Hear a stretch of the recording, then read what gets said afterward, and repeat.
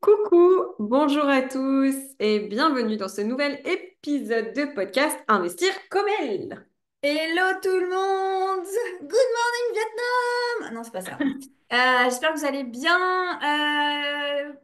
Bonjour franco-québécois, dirons-nous, puisque je suis toujours Enfin, je suis même pas à Montréal, je suis dans les Laurentides aujourd'hui. Et notre cher mémé est à... Enfin, Lyon. Au nord de Lyon, on va dire. Voilà, tout d'abord, une petite présentation si vous ne nous connaissez pas. Donc moi, c'est Corinne, j'ai 43 ans, je suis entrepreneur depuis 2017 et je suis également investisseuse dans l'immobilier. Le truc qui est important, c'est que j'ai fait le choix d'orienter mes activités entrepreneuriales pour travailler d'où je veux. Donc, du Québec pour l'instant, en ce moment, et d'être libre géographiquement et de vivre une passion des voyages. Et toi, mémé? Alors moi, Mémé Mélanie, 31 ans, je suis lyonnaise et je suis investisseuse dans l'immobilier aussi et entrepreneur. Et moi, j'ai investi dans l'immobilier en particulier pour me créer au départ un revenu complémentaire qui est devenu un revenu confortable pour pouvoir entreprendre pleinement et en toute sérénité slash sécurité. Voilà. Ok, alors notre objectif, ces interviews podcast, c'est quoi le but? C'est de vous inspirer, c'est de vous ouvrir la voie de l'indépendance financière, mémé vient d'en parler. Et aussi de vous mettre des petits coups de pied au cul pour vous pousser à passer à l'action. Parce que, bah oui, on est tous comme ça, on est des êtres humains et on a besoin des petits coups de pied aux fesses pour avancer. Et quelle belle transition. Nous avons tous et toutes besoin de coups de pied au cul et nous avons le plaisir, tous les 15 jours, de donner des coups de pied au cul à nos membres.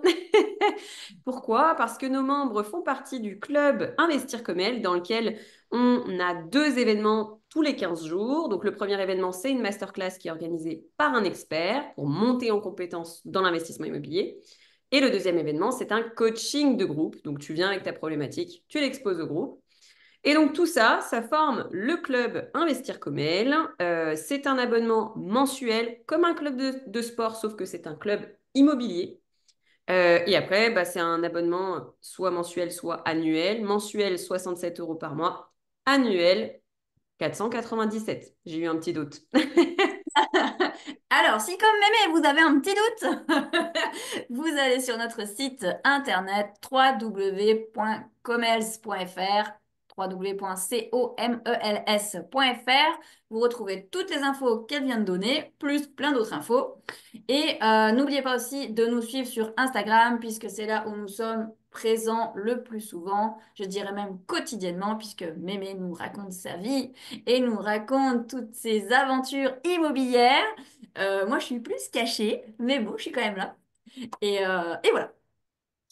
Ok, donc le dernier message qu'on va donner avant de démarrer une superbe interview aujourd'hui, c'est qu'il ne faut pas oublier de passer à l'action, parce qu'on là, tout ce qu'on va vous raconter, ça va être très intéressant, mais n'oubliez pas de passer à l'action. Et on va essayer en duo de faire cette petite phrase qu'on n'arrive jamais à faire. N'oubliez pas de passer à l'action pour être libre comme elle. Toujours raté.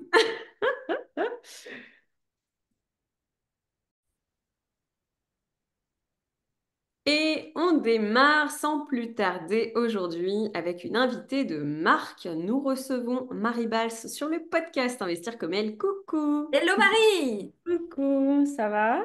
Oui! Ça va, on a la forme et on est heureuse. Est-ce que c'est ta première interview? Oui.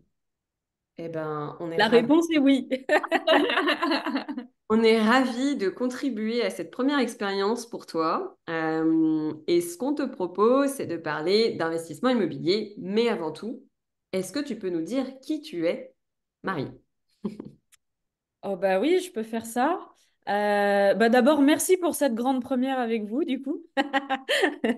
Donc, moi, je suis Marie lyonnaise. J'ai 43 ans. Je travaille dans le digital, plus particulièrement dans le e-commerce pour une marque de vêtements de sport, puisque je suis accessoirement un peu sportive aussi. Que dire de plus? Bah, on se parle aujourd'hui parce qu'on se connaît depuis un peu plus d'un an grâce à l'immobilier, puisque c'est quelque chose que je voulais intégrer dans ma vie depuis un petit moment. La théorie, c'est bien, la pratique, c'est mieux. Voilà, je vais dire ça comme ça. Trop bien. Ça peut être une bonne phrase de titre d'interview d'ailleurs. La théorie, Ouais. c'est bien, la pratique, c'est mieux. Ouais, mais c'est vraiment ça, parce que avant de vous découvrir, je pense que on n'a jamais toute la théorie, mais franchement, je pense que j'en connaissais déjà pas mal. Mais pour autant, parfois, ça suffit pas à passer à l'action. Trop chouette. Alors, est-ce que tu peux, juste si on fait un flashback, parce que là, on allait rentrer tout de suite dans le détail de comment tu nous as découvert et puis finalement, t'es Ouais. passé à l'action. Euh, Quel est ton job actuellement? Donc, tu me dis que tu travailles dans la com. Comment tu as découvert l'immobilier? C'est une double question, du coup. Mais en fait, franchement, si je fais une grosse marche arrière, je dirais que il y a Il y a allez, il y a 15 ans, où je me suis posé beaucoup de questions sur mon job. À l'époque, j'étais chargée de communication, donc c'est encore différent. J'étais pas spécialisée sur le e-commerce et le digital. Et je me posais pas mal de questions sur mon avenir professionnel. Et je me souviens avoir candidaté dans des agences immobilières pour être, ça, je vous l'ai jamais dit d'ailleurs, Non. pour être agent IMO. Et à l'époque, ça m'avait fait peur parce que, alors le point positif, entre guillemets, c'est que les agences immobilières, moi, j'avais eu aucun souci pour être recrutée alors que j'avais zéro expérience. Par contre, tu es payé qu'à la commission. Donc, en fait, si tu veux, les agents, en tout cas à l'époque, c'était comme ça, maintenant, je ne sais pas, mais les agences se mouillent pas trop, si tu veux. Elles ont juste un agent supplémentaire sous leur enseigne. Tu vends, c'est bien, tu vends bien, tu vends pas, bon, bah, voilà, ils te payent pas et voilà, c'est tout, quoi. J'étais quand même jeune à l'époque, donc j'avais pas choisi ce chemin-là et j'étais restée dans le milieu de la com.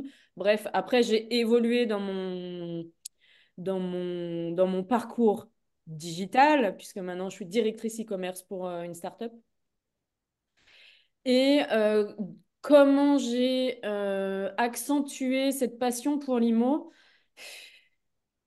En vrai, j'en sais rien. Je pense que c'est sur les réseaux où j'ai toujours suivi de près ou de loin l'immobilier. J'ai une super copine à moi qui est architecte, qui a retapé, mais pour DRP, hein, qui a retapé tout son appart de A à Z.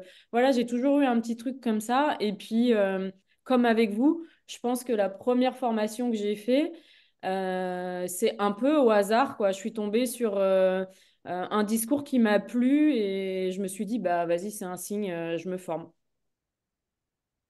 Trop bien. Donc, entre le moment où tu t'es dit, je peux faire agent IMO, finalement non, c'est pas trop ma voie, et je fais ma première formation en immobilier, il s'est écoulé combien de temps? Bah, je pense 10 ans, hein. Je pense, Waouh. ouais. Je pense que c'est un truc qui était complètement sorti de ma tête, en dehors du fait, parce qu'entre-temps, oui, forcément, t'achètes un terrain pour faire construire ta maison, puis, enfin, tu vois, il y a la RP parce que t'es en couple et machin. Donc, c'est un truc qui, en termes investisseurs, en tout cas, c'est un truc qui m'était sorti complètement de la tête. Et puis, pour aller sur un axe un petit peu plus perso, j'étais en couple et c'est plutôt mon compagnon qui menait la barque, je veux dire, financièrement, etc. Et donc, j'avais pas cette envie de dépassement de soi encore à l'époque, dans ce sens-là. Et que j'ai développé plus tard, justement en me séparant, en redevenant célibataire et en me disant, mais en fait, moi, je veux être indépendante, je veux dépendre de personne et je veux faire des choses qui me font vibrer en dehors de mon couple, par exemple. Et c'est là où j'ai commencé, j'ai repris mes études pour changer, enfin, m'orienter vraiment que dans le digital. Et là déjà, j'ai voulu une indépendance financière. pas dans le sens indépendance, voilà, comme on en parle dans l'immobilier, mais dans le sens où j'ai besoin de personnes pour me faire plaisir. Donc, j'ai cherché à augmenter mon confort de vie bah, grâce à des postes plus à responsabilité, on va dire, et qui me plaisent mieux, qui fassent plus sens pour moi. Donc, je dirais que c'est un premier step quand même, hors IMO, mais ça reste quand même un premier step dans le mindset de OK, en fait, là, je suis célibataire et je veux pouvoir, je veux pouvoir me suffire à moi-même et le reste, ça ne doit être que la cerise sur le gâteau. Hmm. Moi, ça me fait dire, quand je t'entends, que tu as pris la décision à un moment d'investir sur toi. Complètement, complètement. Ouais, ouais, c'est complètement ça. C'est complètement ça. Et si je rebascule encore, là, j'ai l'impression, vous n'avez pas un canapé, non, les filles? Parce que si je rétropédale encore plus, moi je suis fille unique, donc généralement des enfants coucounés, chouchoutés, etc. Donc si tu veux, ben, t'es moins dans ce truc, tu vois, je sais pas comment expliquer, de se battre pour toi-même. Tant que t'as moins la gagne dans la vie, quoi. Ouais, tu vois. Donc je pense qu'à un moment, j'ai eu un déclic, complètement inconscient, hein, mais j'ai eu un déclic en mode, ok, maintenant, c'est moi qui écris ce qui va suivre, quoi.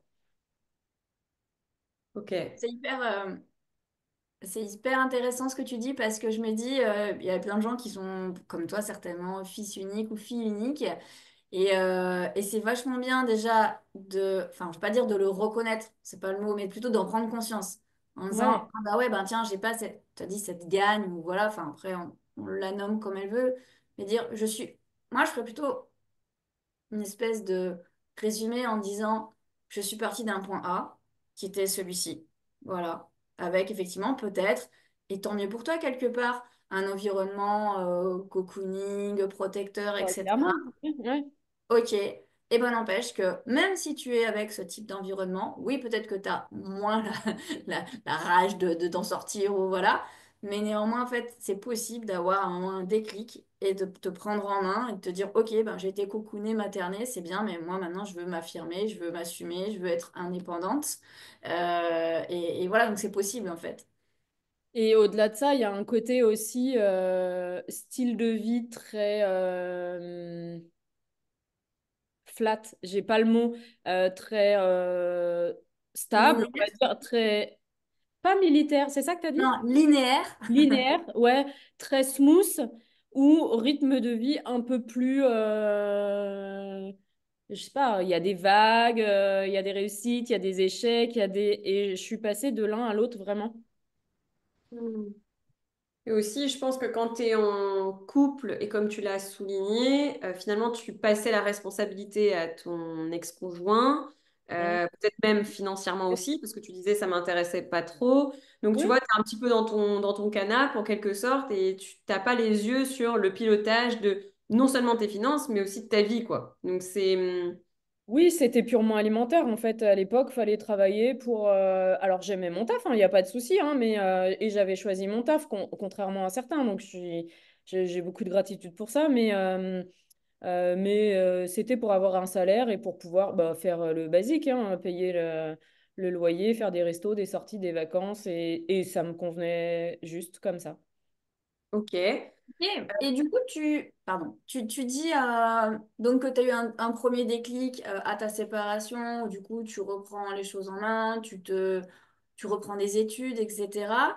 Et Ouais. à quel moment tu as eu le déclic pour l'IMO, du coup? S'il y a eu un déclic. Ouais, ouais, il y en a eu un, mais je pourrais plus, je l'ai plus très très précisément en tête ce jour où j'ai eu ce déclic, mais il y a quelques années, j'ai fait un burn-out. Même si j'aime beaucoup mon métier encore, hein, c'est un métier qui est très énergivore, je cherchais le mot. Et donc, je pense que j'ai cherché, au-delà de chercher l'immobilier, que j'avais pas identifié peut-être encore comme une porte de sortie ou une porte tout court, Je cherchais un moyen soit de m'épanouir autrement, soit de lever le pied ou de travailler différemment. C'est-à-dire que d'avoir des projets perso, entre parenthèses l'immobilier, c'est s'obliger à prendre du temps pour soi et à pas se concentrer que pour le taf que je faisais à l'époque. Hein. C'est pas le même taf que j'ai aujourd'hui, hein, mais à l'époque, je bossais en agence digitale, donc enfin, il y a toujours du taf et voilà, tu peux bosser jusqu'à 22 heures, il y aura toujours de quoi faire. Donc, et c'est ce que je faisais, évidemment, sinon je serais pas tombée en burn-out.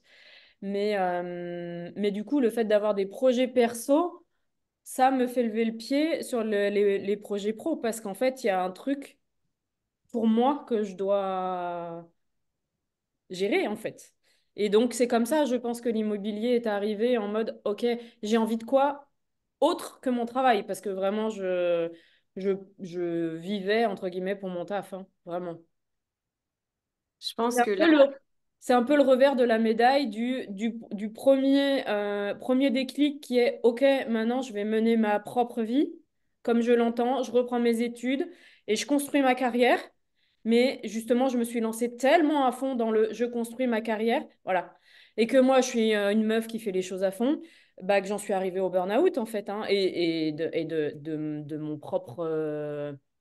C'est de ma faute, entre guillemets. mm, C'est des personnalités très dynamiques, très fonceuses, très entières, et très impliquées, qui s'écoutent pas en se disant, ouais, là, j'en fais peut-être un peu trop, et voilà. trop bien. Alors là, je pense que c'est une très belle leçon que tu nous soulignes. Ouais, mais ça s'est vraiment passé comme ça. Et du coup, Limo, j'ai commencé ça, la formation, ma première formation, au confinement. Je pense que le confinement a eu beaucoup d'effets sur beaucoup de gens. Et du coup, j'ai commencé ma formation, la première formation, pendant le confinement, ouais, le premier confinement.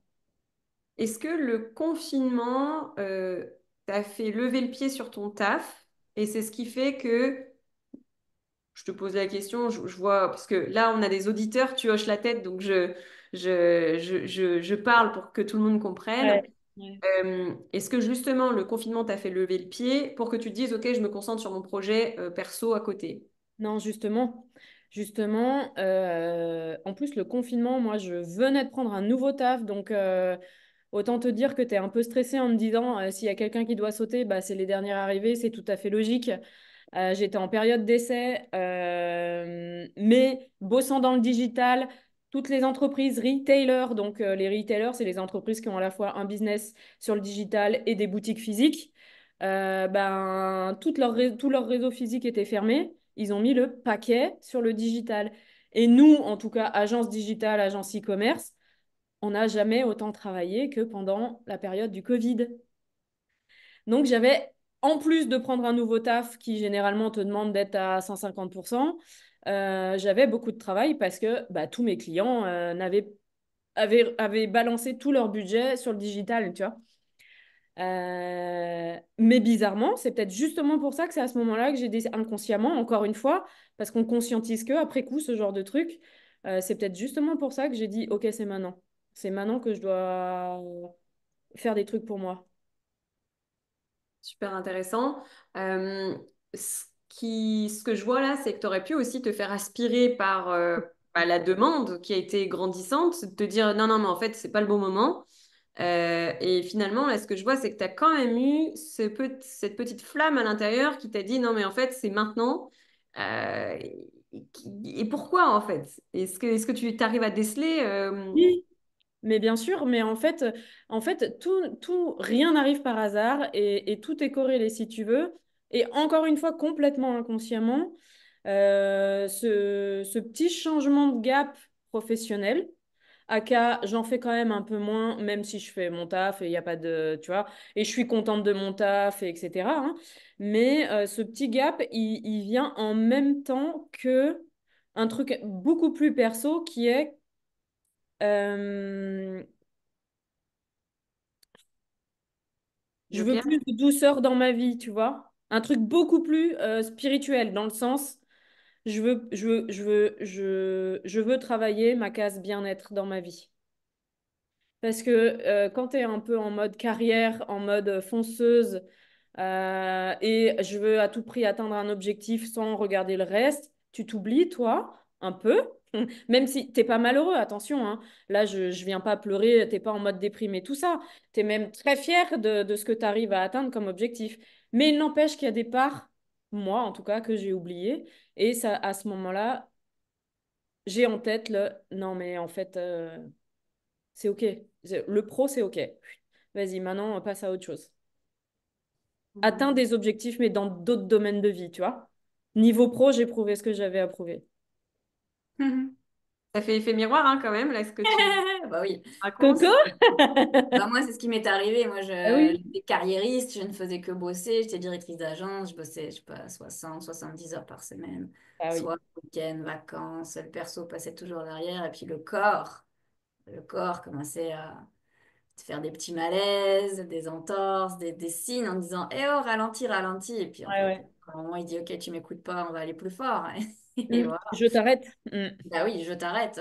Ouais. Et ouais, et je pense qu'effectivement, il y a un... En fait, mais après, je sais pas si c'est bien ou si c'est mal, en fait. Il n'y a pas de jugement à avoir. C'est juste de dire, Non, bah non. voilà, il y a une période de ta vie où tu es carriériste. Tu as envie de prouver à toi-même et tu as envie de prouver aux autres ce que tu vaux, ou voilà, par le job. Mm. Et il y a un moment où, effectivement, c'est exactement ce que tu as dit. C'est bon. C'est bon, j'ai prouvé ce que j'avais à prouver. Et maintenant, tiens, peut-être que je m'occupe de moi. Exactement. Et ouais. Hmm. Exactement. Et, ou en tout cas, je m'assume, je suis OK avec qui je suis et j'ai rien à prouver à personne, en fait. Je dirais peut-être plus ça, tu vois. Hmm. J'ai juste envie de me faire plaisir à moi. Voilà. Et ça passe par l'IMO. Aujourd'hui, vraiment, hein, je kiffe. Je suis hyper contente d'avoir saisi ce truc-là parce que un, au-delà d'atteindre des objectifs de vie plus tard. J'imagine qu'on en reparlera tout à l'heure, mais j'adore ça. Genre vraiment, hein, genre visiter un truc tout pourrave, me projeter, me dire, tiens, est-ce qu'on peut le diviser? Oh là, il y a des pierres. Oh là, il y a une poutre. Enfin, rien que... Enfin, j'adore ça. En fait, et c'est là où je reviens en arrière d'il y a 10 ans, quand je voulais être agent immobilier et que j'ai complètement laissé tomber parce que j'ai eu la frousse de me mettre à mon compte, hein, c'est un peu ça le truc. Bah finalement, je m'étais pas rendu compte que j'aimais l'immobilier à ce point-là, tu vois, au moment où j'ai fait mon CV pour postuler en tant qu'agent immobilier. Mais la vie est bien faite, c'est la vie te le rappelle. Donc si Ouais, quelque ouais, chose ouais. te plaît, ça revient sur ton chemin. C'était dans le fond, ouais, dans le fond d'une case, là, dans le cerveau, et puis c'est remonté, ouais. Trop bien. Et donc, du coup, donc si je reprends le fil, donc Heureusement que tu es là pour ça. tu bosses, c'est le Covid, tu bosses comme une acharnée, mais néanmoins, tu décides de te former à l'investissement immobilier. Ouais. Et là, tu rencontres peut-être une difficulté, ou du moins peut-être tu prends conscience du travail que ça représente, et tu Ouais. n'arrives pas tout de suite à passer à l'action, malgré le fait que tu as Ouais. engrangé pas mal de connaissances. Est-ce que tu veux nous en parler un petit peu? Ouais, j'arrive pas à passer à l'action parce que je suis encore dans ma carrière, en fait, à ce moment-là. Malgré moi, tu vois, je conscientise le fait que j'ai envie de passer à autre chose, mais quand tu es habitué depuis des années et des années à fonctionner d'une telle manière, mais en fait, c'est comme ça que tu fonctionnes et je bossais beaucoup, beaucoup, beaucoup. Et évidemment, ma zone de confort, c'était mon taf, plus que d'aller faire des visites ou de faire des prévisionnels IMO, tu vois. Donc, j'avais très, très envie. Et alors, j'en ai regardé des annonces sur Le Bon Coin, hein. Mais c'était plus facile pour moi de faire des soutenances pour mes clients que d'aller faire des visites, en fait, tu vois. Et après ça, c'est là où je tombe en burn-out, où je fais mon burn-out. Donc là, clairement, tu es capable de rien, hein. Donc l'immobilier prend du recul, le taf aussi, hein. Tout prend du recul pendant un an quasiment. Et c'est après ce burn-out où je reprends complètement différemment. C'est-à-dire, ok, j'adore mon taf aujourd'hui, mais c'est pas la priorité. Ok, super intéressant. C'est Et là, important dans ma vie, mais c'est plus du 80-20, tu vois ce que je veux dire? C'est du 50-50, quoi. C'est autant important que ma vie perso. C'est pas moins important, mais c'est pas plus important que ma vie perso, quoi.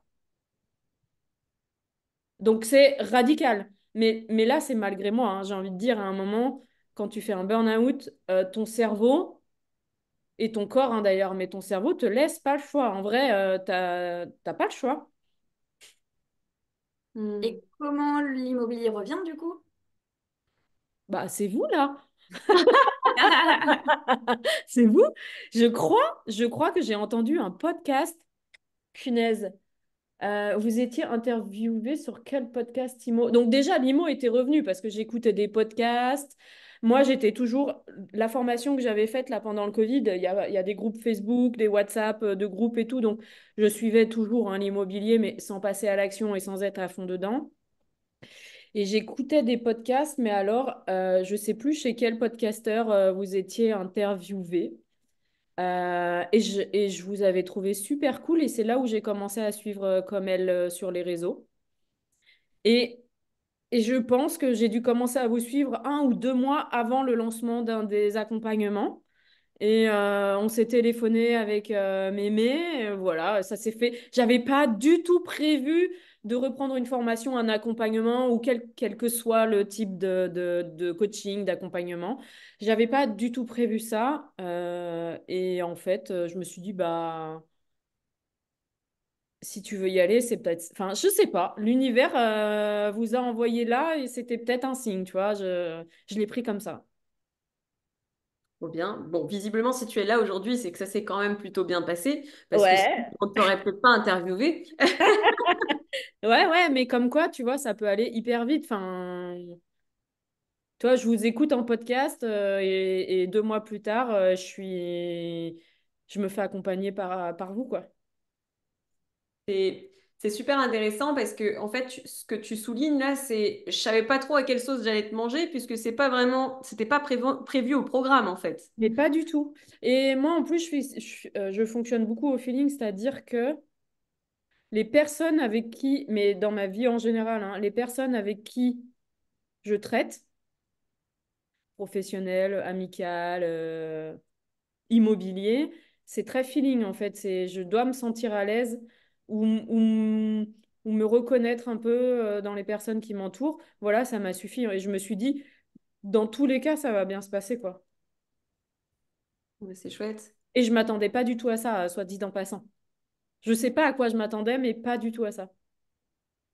Ok, donc ça c'est quelque chose que tu as déjà verbalisé, effectivement, je t'ai déjà entendu le dire, parce que quand on s'est eu au téléphone, en Zoom, hein, c'était maintenant il y a un peu plus d'un an, Ouais. et tu me disais que tu avais déjà des bonnes bases dans l'investissement immobilier, puisque tu avais Ouais, fait une très bonne formation de notre ami comment, Yann Darwin, on peut le citer tout parce à que c'est fait, ouais. une belle personne aussi. Ouais. Euh, et du coup, tu t'es dit, bon, là, c'est mon moment, j'y vais, mais dans quoi je me lance? Et là, tu as découvert finalement, je pense, la communauté qui t'a vraiment fait avancer. Euh, tout Ouais. ce process de réseautage, en fait, que tu affectes particulièrement, je pense. Ouais, ouais, j'adore, ouais. Alors, je vais quand même ajuster ce que tu dis, c'est que non, en priorité, c'est ma coach qui m'a fait avancer. Parce qu'au départ, quand tu arrives chez Comel, le réseau, il n'existe pas, tu vois. Je pense qu'il faut quand même, pour que le réseau se soude vraiment, faut quand même 3 mois, tu vois. J'ai la fin d'année en tête à peu près, tu vois, pour que vraiment ça devienne des amis, des gens avec qui on peut parler plus précisément, etc. Avant ça, oui, c'est des connaissances, on va dire ça comme ça, tu vois. Donc au départ, et ça me revient en parlant avec vous, c'est-à-dire que on s'est eu la première fois au téléphone, Mélanie. Je venais de valider mon CDI. En fait, je terminais ma période d'essai. Et dans ma tête, si tu veux, j'avais repris un CDI, parce qu'avant ça, j'étais freelance, bref. J'avais repris un CDI pour pouvoir investir. Et donc, si tu veux, je suis CDIsée, je me dis, ok, vas-y, je fais des visites. Je fais des visites, hein, pas hyper, voilà. Et on se parle en même temps et je me dis, vas-y, accompagnement. Tu vois, tout s'est enchaîné un peu en même temps, par hasard, enfin, par la force des choses. Enfin, l'univers me l'a envoyé comme ça, quoi. Et première chose, c'est vraiment le coaching individualisé. Et ensuite, le réseau qui vient avec et en dehors de Comel, parce que j'ai envie de te dire que Comel, en tout cas moi, m'a donné la force d'aller au-delà de ce petit écosystème. Tu vois? C'est trop bien, c'est ce qu'il faut. L'idée, c'est de mettre la petite graine et après, tu es autonome Ouais. et tu sais construire non seulement ton patrimoine, mais aussi ton réseau. Parce que, comme elle, comment dire, on n'est pas Beyoncé, hein, je veux dire. Voilà, donc même si j'aimerais bien, step by step, l'idée, c'est aussi qu'on puisse pousser nos membres à aller voir d'autres réseaux et il y en a plein d'autres dans l'investissement immobilier. Du coup, je reviens juste sur la partie coaching. Parce que nous, ce qu'on dit souvent avec Coco, et c'est là-dessus qu'on a basé notre programme d'accompagnement, c'est le coaching individuel. Euh, Nous-mêmes, on se fait coacher de manière individuelle depuis maintenant plusieurs années. Euh, alors, ce que j'aimerais, c'est, moi, je peux te partager l'impact que ça a eu sur moi et que ça a aujourd'hui, le coaching individuel, mais je pense que ça sera plus impactant si c'est toi qui nous partages justement en quoi le coaching individuel, ça a été impactant pour toi, en fait, concrètement. Bah, alors, déjà, j'ai pas eu n'importe quel coach et je pense que vous l'avez choisi. Bah, j'imagine que vous mettez les coachs en fonction des personnalités, c'est-à-dire que vous sentez qu'il y a des gens qui vont plus ou moins matcher ensemble. Euh, et du coup, j'avais une coach assez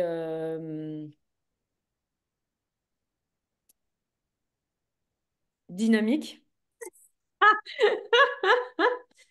Et Punchy, ouais. donc, punchy, voilà, c'est le mot que je cherchais. Et, euh, et oui, elle m'a appris des trucs. Évidemment, dans nos discussions, elle m'a appris des trucs, mais je dirais que c'est pas là l'essentiel. Et l'essentiel, c'était plus de, OK, vas-y. Et le pire, c'est que c'est exactement ce que je faisais moi avec mes clients en agence quand je bossais. C'est, OK, vas-y, tu viens de me poser une question, reformule-la différemment. Euh, où est-ce que tu pourras aller chercher cette info-là? Est-ce que tu as déjà fait ça? Est-ce que tu penses... Et en fait, elle m'a posé des questions pour que je trouve mes réponses toute seule, en fait, et juste pour me donner le petit coup de pied aux fesses qui faisait que, tu vois, en mode, OK, vas-y, arrête de te focus sur ça, là. Tu es en train de tourner en boucle là-dessus. Vas-y, regarde-le d'une vision différente et repose-toi la question. En gros, c'est un peu ça, si je schématise. C'est des petits coups de pied au... Enfin, pas vraiment des coups de pied aux fesses parce que j'ai pas trop besoin de ça en général, mais plus des... Non, une vision différente de la problématique. Tu vois? Hyper intéressant. On a un petit schéma qu'on aime bien utiliser pour exprimer ce qu'est un coach.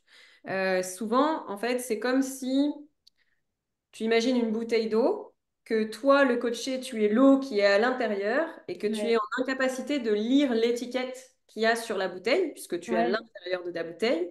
Et le ouais, coach, c'est quelqu'un qui est à l'extérieur. Donc, qui est à l'extérieur non seulement émotionnellement, mais qui est juste à l'extérieur aussi du côté pro, en fait, tu ouais. vois. Donc, l'idée, c'est que lui, il puisse lire l'étiquette pour te dire, hey, est-ce que tu as vu cette problématique d'un point de vue différent? Et là, ça te... Euh, Ça, c'est très vrai parce que je suis quelqu'un qui tourne pas autour du pot côté professionnel. Et tu as eu le bon mot parce que émotionnellement, ça me touche pas. Enfin, ça me touche pas. J'utilise des mots forts, mais côté pro, tu peux y aller. En fait, ça n'impacte pas ta vie personnelle. Alors que là, quand tu parles d'IMO, ou peu importe le type d'investissement, il y a beaucoup d'émotionnel qui rentrent en compte et beaucoup de peur parce que ça va toucher ta vie directement. Et parfois, il faut sortir de ça, ouais. Enfin, souvent même, il faut sortir de ça pour avancer. Ouais, carrément. Et, et du coup, je reviens sur donc ce que tu disais, tu as fait une première formation, mais tu passais pas à l'action. Et Ouais. quelque part, donc tu dis que tu n'avais pas trop besoin de coups de pied aux fesses, mais peut-être un petit peu quand même, il te manquait un truc pour passer à l'action, en fait. Il te Pour me manquait, donner tu avais la confiance. théorie, Ouais. mais il te manquait un, je sais Ouais, pas. ouais, ou juste un suivi, tu vois, c'est un peu comme, comme l'effet du coach sportif, entre guillemets.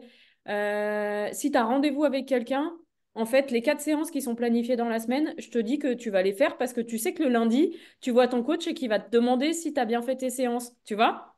Alors que si tu achètes un programme en ligne et que tu dois rendre des comptes à personne,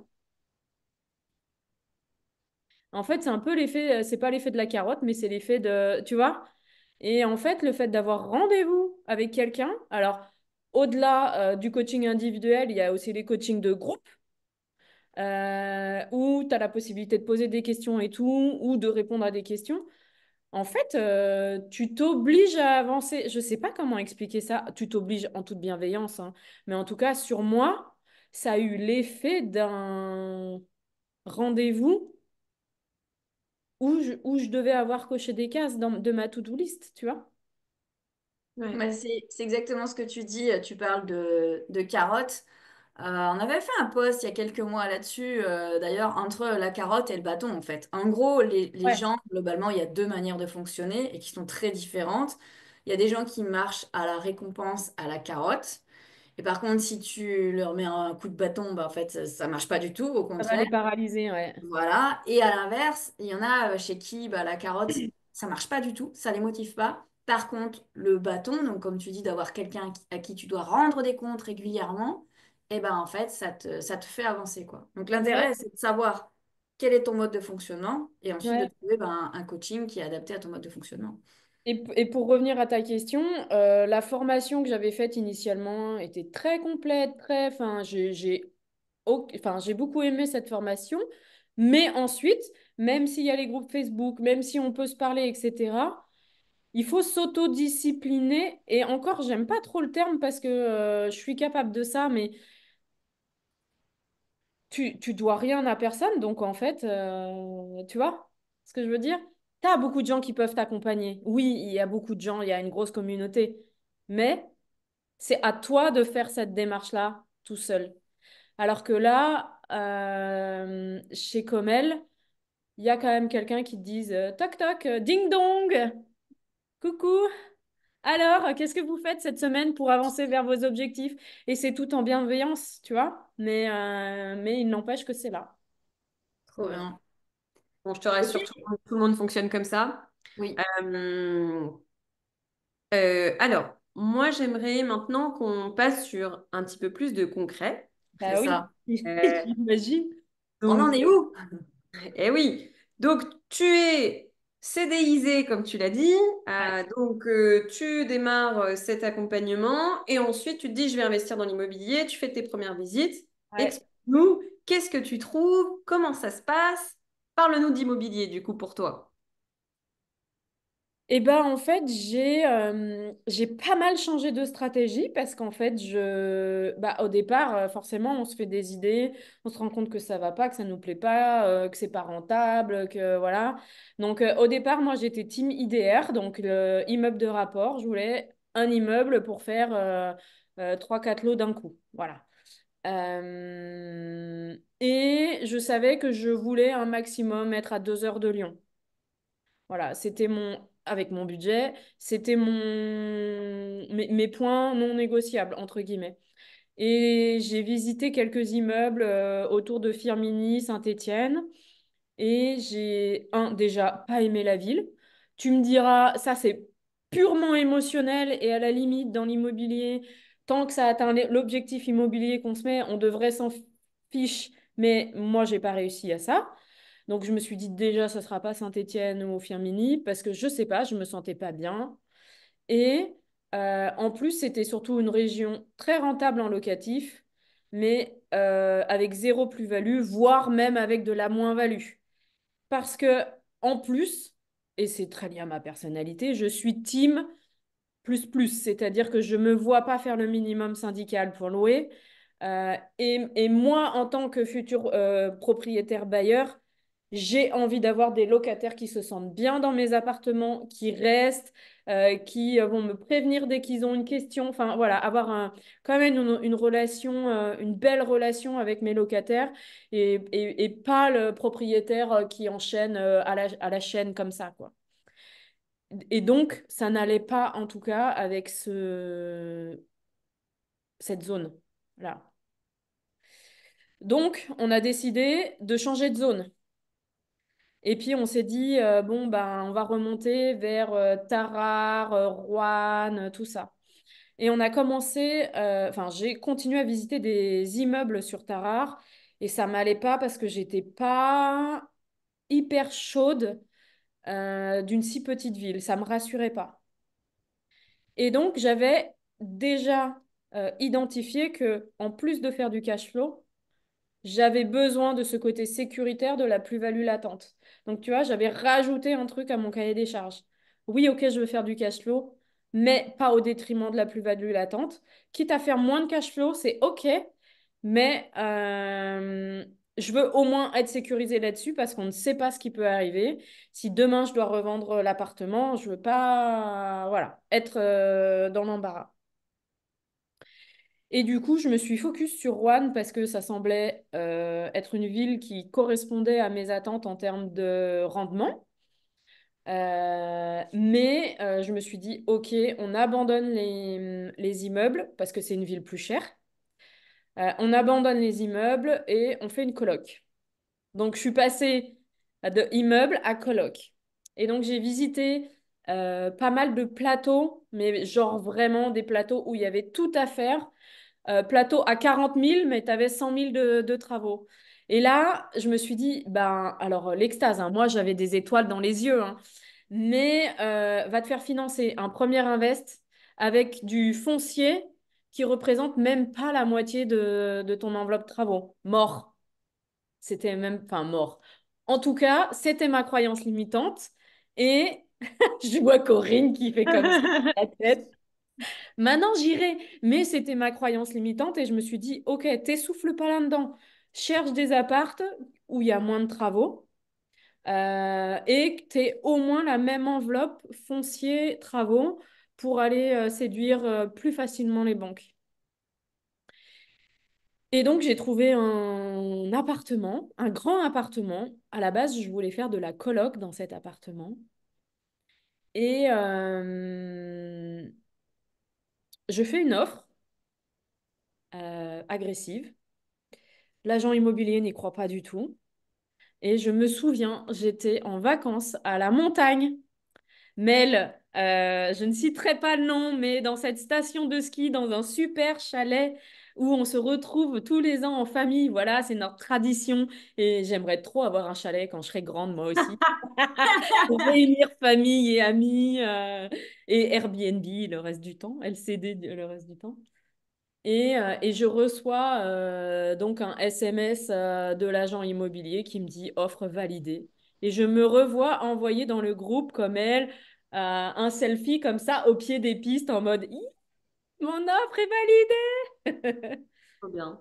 Et donc là, j'ai l'offre validée et je me dis vas-y, je vais quand même faire des annonces tests. Dernier truc que j'avais pas fait, pas bien, mais bon, fallait réserver l'appart, hein. Et là, je sais pas pourquoi je fais des annonces pour de la coloc et pour des studios. Et là, zéro touche en coloc, mais genre zéro, hein. Et en 24 heures, j'avais 20 touches pour le studio, quoi. Et là, je me suis dit, bah, vas-y, tu fais une division, en fait. Et donc, j'ai refait tout mon prévis avec la division. Ça passait toujours hein, en termes de renta.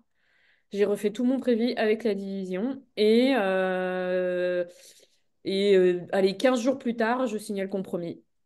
Donc, de cet appart de 100 mètres carrés, c'est un petit immeuble de 3 étages, un appart par étage, et j'achetais le dernier étage, en gros, de l'immeuble. Enfin, en tout cas, je signais le compromis de l'étage, du dernier étage de l'immeuble. Et compromis un peu costaud à signer, puisque je demande en tout cas d'avoir des clauses suspensives pour la division de la surface. Ah oui. Voilà. Et donc, je pense que les proprios n'ont pas mesuré le risque que ça pouvait être, parce que, en fait, ça veut dire que la copropriété te donne l'accord de diviser, l'accord de toucher au commun pour passer tes réseaux.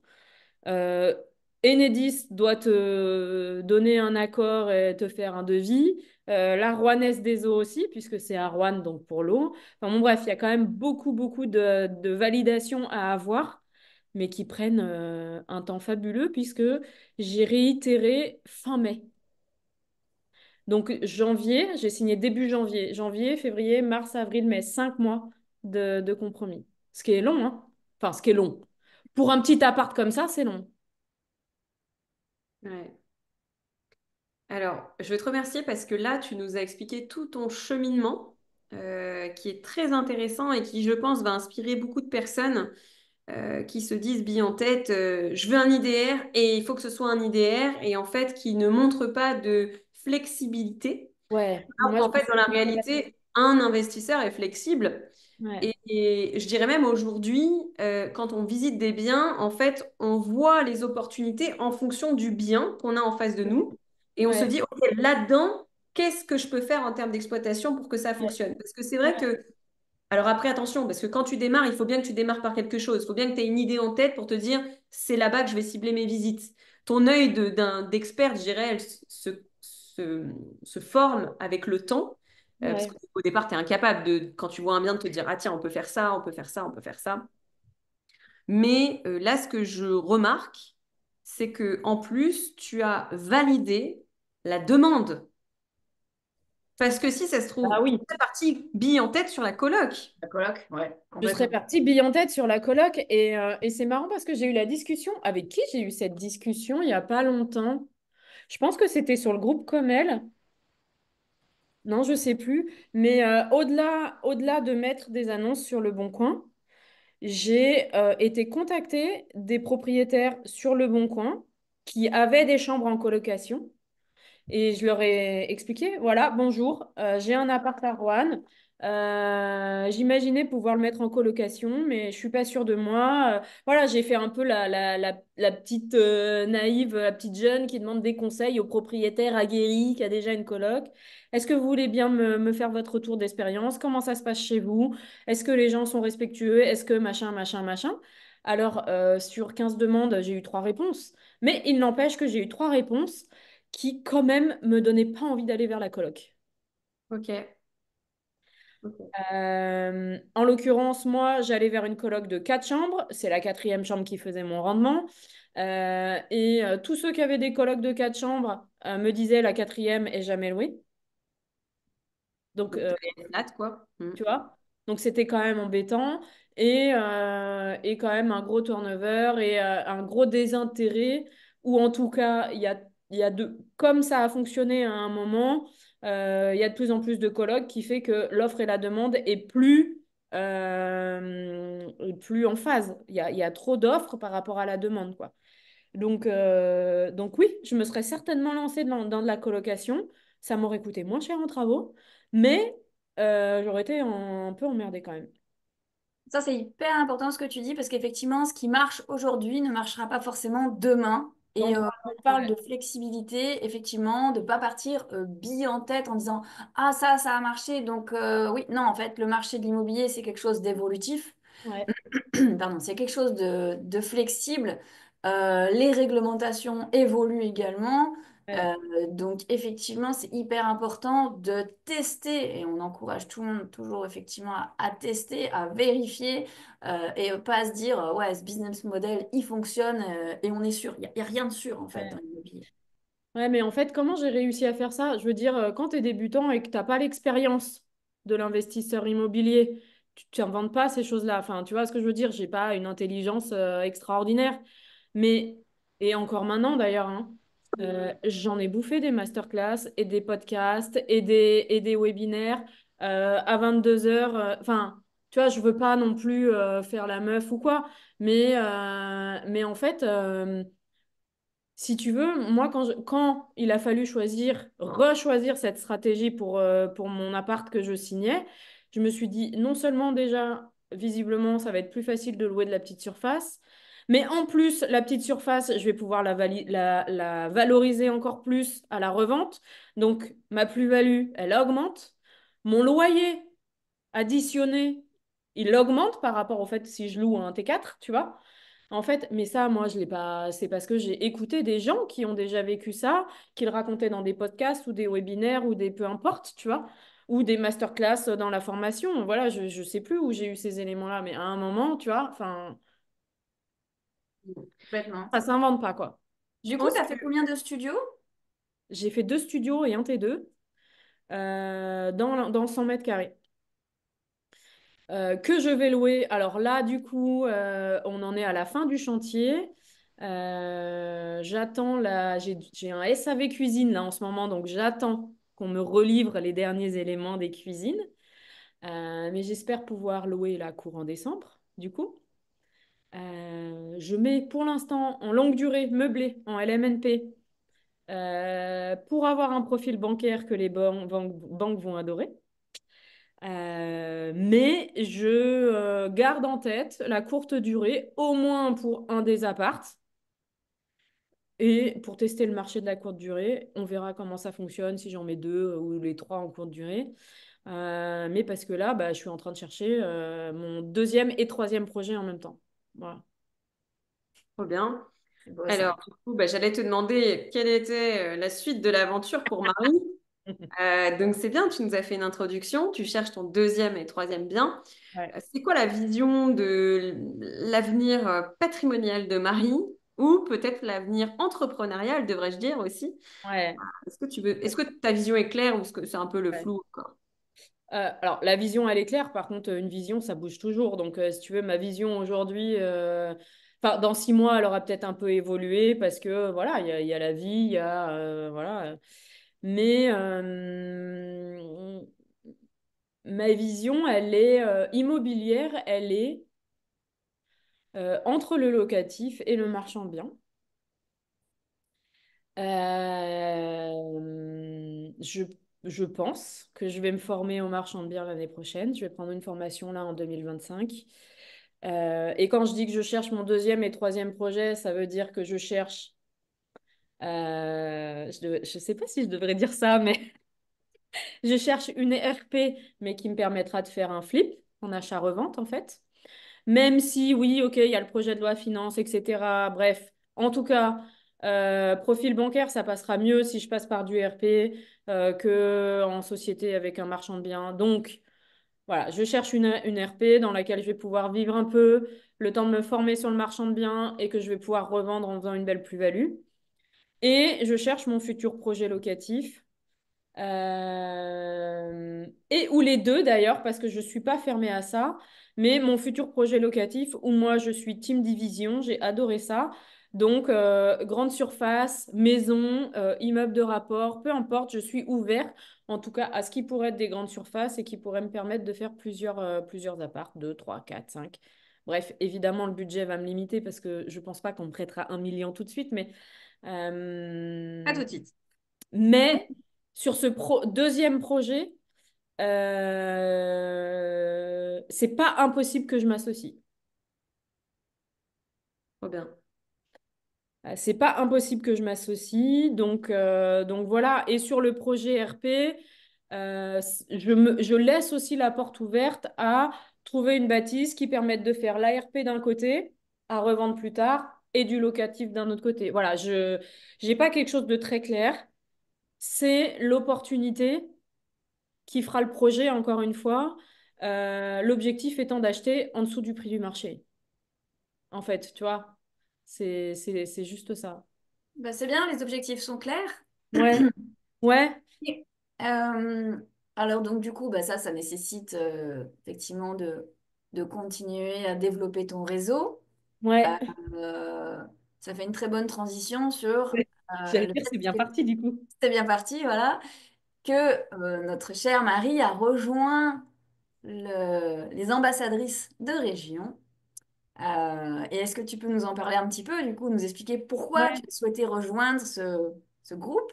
Puis on va expliquer un petit peu ce que c'est aussi. Bah alors déjà, l'objectif des ambassadrices de région pour comme elles, hein, C'est, corrigez-moi si je me trompe, parce que ça vient quand même de chez vous. Mais c'est de renforcer la présence de Comel dans les régions. Alors forcément, comme vous êtes à Lyon, enfin Corinne, jusque-là, tu étais encore dans la région lyonnaise, mais la présence était assez forte, mais elle était très forte dans la région lyonnaise et un peu moins en national. Et là, du coup, ok, moi, je prends la partie lyonnaise, donc je peux peut-être vous aider à renforcer cette présence-là, mais pour Annemasse, Paris, etc., bah, du coup, vous avez un relais local, on va dire ça comme ça. Et moi, pourquoi ça m'intéressait beaucoup de jouer ce rôle, c'est parce que je me vois dans l'immobilier. Voilà, je me donne 3-4 ans pour que l'immobilier fasse partie de ma vie, dans le sens où je me vois très slasheuse et j'aime mon métier actuel et je me vois tout à fait accompagner des clients, je me vois tout à fait coacher des directeurs e-commerce ou des dirigeants d'entreprise dans leurs objectifs digitaux, e-commerce, etc. J'adorerais être intervenant dans des écoles, par exemple, parce que je me vois tout à fait transmettre à des plus jeunes, à des débutants, etc. Mais je me vois grave bosser dans l'IMO, gérer mon propre patrimoine et le développer, avoir du temps pour ça, pour le développer. Et on verra les portes que je pourrais m'ouvrir dans l'IMO derrière. Mais du coup, le fait d'être ambassadrice, ben, déjà, je vais faire des soirées comme elle assez régulièrement puisque c'est moi qui vais les organiser. Et donc, je vais être au contact de gens qui sont là pour parler business et particulièrement immobilier. Donc, ça, c'est un truc qui me passionne. Voilà. J'aurai toujours des trucs à raconter, donc c'est super cool. Donc, je vais encore agrandir mon réseau. Et quelque part, ça, pour moi, ça légitime encore plus mon chemin vers l'immobilier. Donc, voilà pourquoi j'ai fait ça. Moi, je dirais que tu as aussi saisi l'opportunité, hein, encore une fois.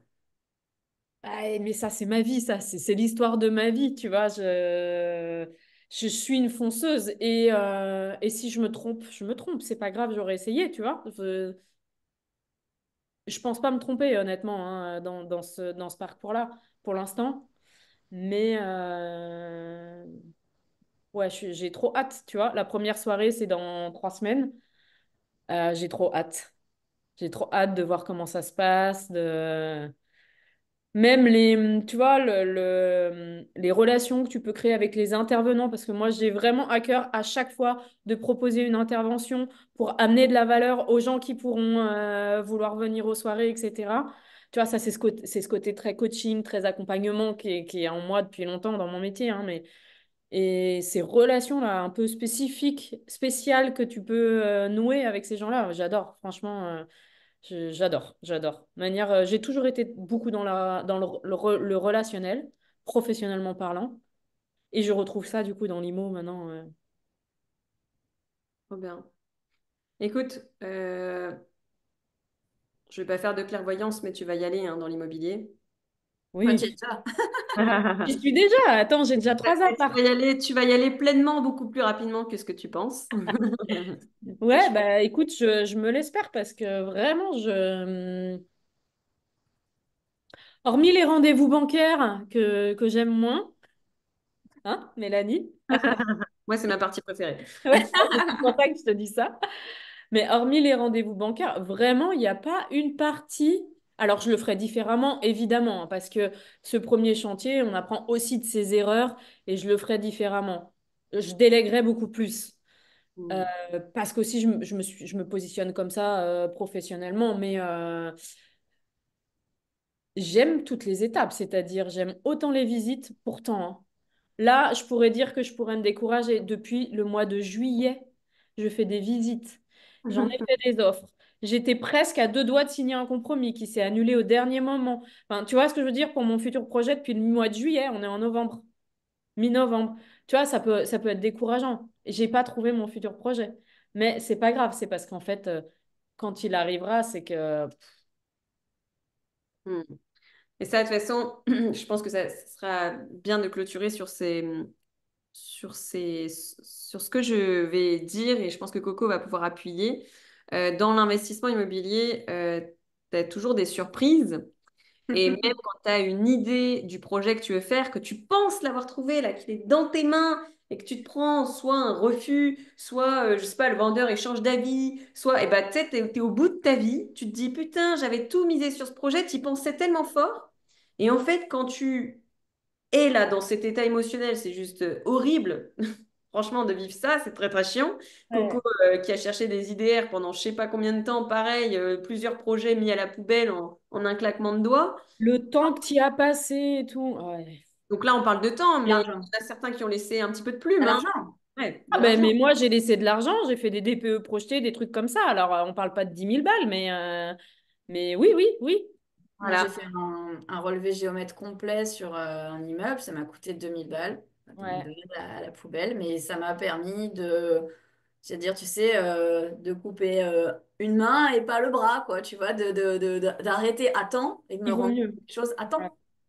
Et en fait, l'idée, c'est, OK, quand tu as cette merde là qui t'arrive, tu te dis, tain, c'est vraiment difficile, mais de vite switcher en te disant, si ça n'a pas fonctionné, c'est parce qu'il y a quelque chose de mieux qui m'attend derrière. C'est ça. Il Next. faut avoir foi en l'univers, quoi. Tu vois? Non, non, mais je suis d'accord avec toi. Je suis complètement d'accord avec toi. Et c'est pas grave. Écoute, j'avais. Bon, l'année n'est pas finie, mais j'avais comme objectif 2 projets par an. C'est mon objectif. Ça doit être écrit dans ma mind map de l'année dernière. J'ai hâte de la rouvrir. Je ne l'ai pas rouvert depuis un an.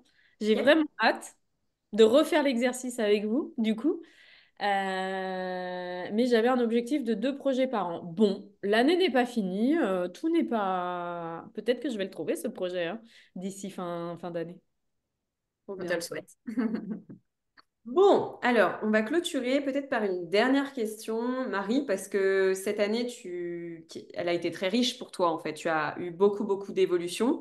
Ouais. Même en termes d'état d'esprit, je ne vois plus la même Marie quand on a fait Ah ouais? aujourd'hui. Voilà, aujourd'hui, l'évolution que tu as eue en termes d'état d'esprit est juste incroyable par rapport à la personne que j'ai eue au téléphone il y a plus d'un an maintenant. On Donc, s'en rend pas compte en vrai. on s'en rend pas compte. On s'en rend pas compte. Ce qui nous permet de prendre conscience parfois, c'est de reparler avec des débutants. Ouais. Et parfois, tu te dis, ah tiens, j'ai compris ça. Ça, c'est plus fluide pour moi. Ah tiens, ça, je peux l'expliquer. Donc, ça veut dire que c'est quelque chose que j'ai Ouais. compris. Ouais. Mais justement, est-ce que tu peux te mettre dans cette posture de coach que tu aimes?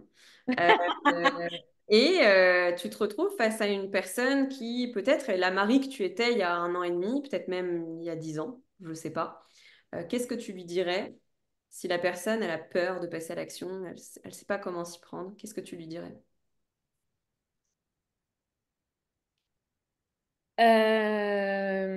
Bah, déjà, je pense qu'il faut savoir. Mais alors, bon, c'est. Moi, j'ai toujours été assez lucide dans mes peurs ou dans mes croyances limitantes, mais je pense que c'est important de savoir pourquoi tu as peur. Qu'est-ce qui... Parce que parfois, on ne sait même pas pourquoi on passe pas à l'action. C'est quoi qui te fait peur? Là, on va parler d'immobilier, mais est-ce que ce qui te fait peur, c'est de t'endetter? Est-ce que ce qui te fait peur, c'est de te tromper dans les travaux, dans l'enveloppe travaux? Est-ce que ce qui te fait peur, c'est d'aller au contact d'agents immobiliers? Ok. Et du coup, comment tu peux t'accompagner toi-même sur ce point-là très précis pour dépasser cette peur? Ou t'as pas assez de temps? Ok, est-ce que quelqu'un peut t'aider, peut t'offrir de son temps pour faire ce que toi, tu n'as pas le temps de faire, par exemple? Ce que j'ai fait à un moment donné. J'avais pas le temps et j'ai demandé à une chasseuse immobilier de m'aider au tout départ. Et c'est ok si on fait pas tout nous-mêmes. C'est ok si on se fait accompagner. Et moi, je trouve ça même hyper fort de reconnaître ses points faibles et de se dire, OK, moi, je vais pas me battre sur cette partie-là parce que c'est pas là que j'ai envie de grandir, ou ça me stresse trop, ou peu importe. Donc, je vais me faire accompagner. Par contre, ça, là, ce truc-là, c'est mon truc et c'est là où j'ai envie de grandir. D'ailleurs, tu en parles souvent, hein, Mel, quand tu parles de ton ancien boulot, je crois que c'est toi, hein, de commercial, où il y a un truc où tu étais vraiment très fort et ton patron te disait, là, il faut quand même que tu fasses des efforts parce que ce point-là, c'est pas top. Non, si t'es nul en maths, t'es nul en maths. Te perds pas. Non, mais perds pas d'efforts là-dedans, tu vois. Si t'es bon en français, bah deviens un génie dans le français. Enfin, Mm. et je pense que c'est plus ça. Enfin, moi, je pense que je serais très, très mindset hein, en tant que coach. Parce que, tu vois, je m'y attendais pas à ce podcast. Tu vois, je pensais qu'on allait parler de la division, de machin, de trucs très opérationnels. Pas du tout, finalement. Pas très peu. Mais ouais, je pense que le premier chose, c'est débunker tes peurs. C'est quoi qui te fait peur ou c'est quoi qui te ralentit et c'est quoi les solutions ou les aides que tu peux trouver pour y aller quand même. Avec moins de peur, c'est pas le mot que je voulais trouver, mais ouais, d'appréhension. Trop bien. Eh ben écoute, merci. Avec Je pense plaisir. qu'on peut clôturer cette interview. On peut s'applaudir parce que c'était vraiment super. J'ai Merci passé beaucoup, Marie. Ouais, c'était top, vraiment. Bah, merci à vous deux. un excellent moment. Je pense que tu vas en inspirer plus d'une. Ah, j'espère. Et en tout cas, à ceux et celles qui écouteront ce podcast, s'il y a des questions, peu importe, hein, sur une ville que j'ai pu étudier, qu'on a citée, ou la division, ou n'importe quoi d'autre, enfin, vous me trouvez enfin, n'hésitez pas, quoi, sur les réseaux, à travers comme elle, peu importe. Dis-nous ton compte Avec Instagram. plaisir. Mon Instagram, il est en anglais, c'est This is Marie. Avec tes points. Euh, avec des points partout, ouais. Et Sinon, les amis, alors juste pour ceux qui nous écoutent et qui ont envie de retrouver Marie pour avoir une discussion avec elle, vous nous envoyez un message en MP sur Comel et je vous redirigerai sur son compte. Voilà. C'est ouais, ça. Et elle organise donc le prochain Nimo After Work sur Lyon. Donc il y en a un qu'on organise nous le 21 novembre qui est ouais, complet. ouais. Et le prochain est le 12 décembre. Le 12 C'est ça, décembre, Marie? ouais. C'est un Yes. jeudi, ouais, ouais. Trop Tout bien. à fait. Eh Voilà. ben écoutez, merci à toutes les deux. Encore merci à toi, Marie, pour être notre guest, pour avoir été notre guest. Et C'est je vous voilà. souhaite une belle après-midi, slash matin, slash soir. Je ne sais pas à quelle heure vous allez écouter le podcast. Et à très bientôt. Ciao, ciao. Ciao! Salut Marie, ciao ciao.